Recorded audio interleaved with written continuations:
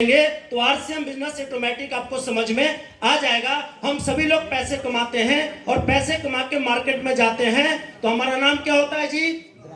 ग्राहक। और इन ग्राहक भाई साहब जो हमारे कस्टमर हैं, अगर इनको किसी भी सामान की जरूरत पड़ता है तो किसके पास जाते हैं सर? दुकानदार साहब, रिटेलर। क्या घर में सामान बनाते होंगे?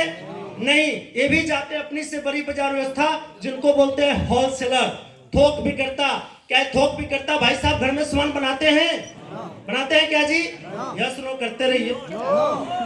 नो, होलसेलर भाई साहब ये सामान नहीं बनाते हैं, ये जाते हैं अपनी से बड़ी बाजार व्यवस्था डीलर के पास।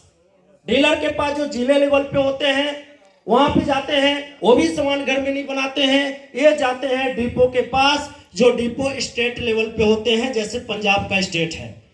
और ये भी घर में सामान नहीं बनाते हैं और ये जाते हैं किसी न किसी मैन्युफैक्चरिंग और कंपनी के पास जाता है, इसी तरह से सामान बनता है। सर आता है हम तक?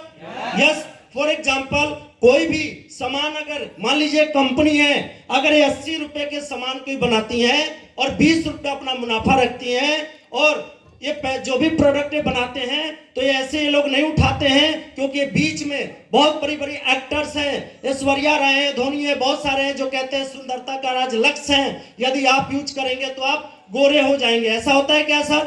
तो वो भी जो प्रचार का खर्चा होता है, वो प्रचार का खर्चा कंपनी प्रोडक्ट के ऊपर जोड़ देती है, कीमत हो जाता है 150 रुपए का। 150 रुपए का इनको मिल जाता है साहब जो स्टेट लेवल पे डिपो होते हैं। अगर ये गोदाम खोले तो क्या है, कमाना नहीं चाहेंगे? चाहेंगे कि नहीं चाहेंगे? ये भी अपने फायदे लेने के लिए आगे भेजते हैं, तो यहाँ पे आता है 160, ये भी आगे भेजेंगे 170, 180 और कस्टमर तक आते आते 190 का सामान होता है। सामान कितने का बना सर? 100 रुपए का। कस्टमर तक आते आते कितने का हो गया सर?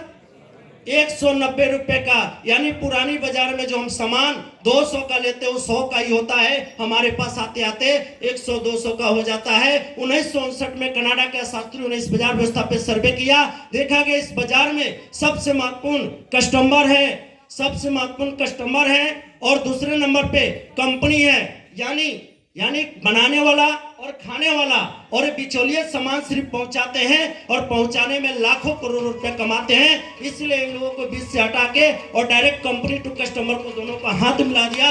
इसी को बोलते हैं डायरेक्ट सेलिंग सिस्टम बाहर के देशों में, और हिंदुस्तान में बोलते हैं राइट कॉन्सेप्ट मार्केटिंग, बाजार करने का सही तरीका। क्लियर हुआ सर? कंपनी जैसे आप कंपनी से हाथ मिलाते हैं तो एक कंपनी